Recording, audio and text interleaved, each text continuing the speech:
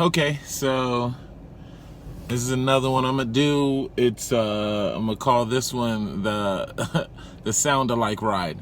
It's kind of funny how when you're riding around with people, you know what I mean? Like sometimes you don't really, like you take a glance at them or a gander or whatever, you know what I mean? Look at it, see what they look like and everything. But you never really like look at them because it's kind of like you're not trying to be rude to be staring and stuff like that or whatever. But you get somebody behind you and you're driving, and then next thing you know, they sound just like somebody that you know. Or whatever, like just like it. Like in this instance, I just dropped the girl off at the mall and she sounded like one of my ex-girlfriends. I mean, just from like her talk, her mannerisms and the way she talked, she was like, oh, that would be awesome. And just the way that she was, talking to her friends on the phone sounded just like her, but looked nothing like her, obviously, but it's just funny how, it just triggers in the back of your head, you're riding around and stuff like that and you got these people back there and man, is that oh no, what am I thinking, that's not that person, whatever. But it just goes to show how close together we are, and like how things aren't that different, from people to just we want to think that we're so different and we're so unique, but at the same time it's like we got so many similarities.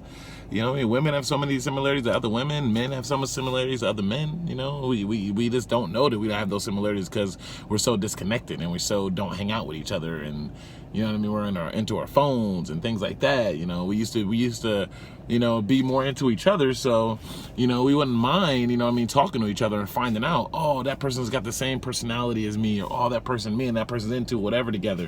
It's easy, you can find that out nowadays by being online and connecting with people online, but you never find out that from face to face. It's like it's a difference when you can, while I've been driving for Lyft, I found that I found so many people that I got so many things in common with, but if I would have never had them in my car, I would never have thought. I would have seen that person walking down the street and you think one thing, but it's a total different thing.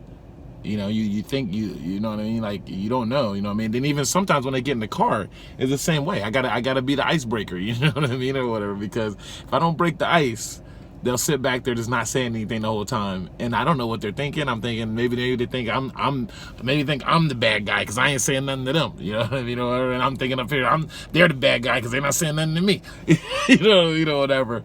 But I just gotta feel like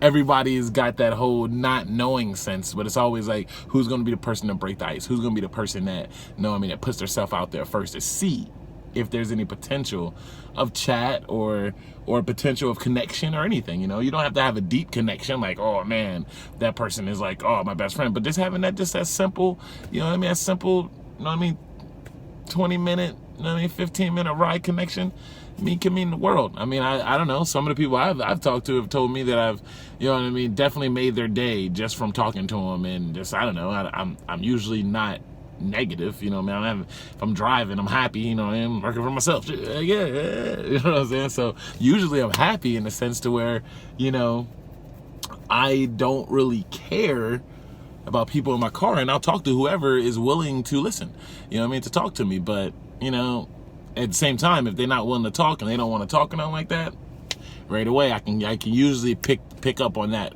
pretty quickly. The fact that they're not trying to hear anything I'm trying to say, or they're just like yes, no, real quick. So I get that, and I try not to disturb that. I try to make sure that, I try to be aware of the people that are willing to have a conversation and people that aren't, and I think that some drivers probably, because I hear good stories and bad stories about drivers, I think some drivers should at least try to be a little bit more open.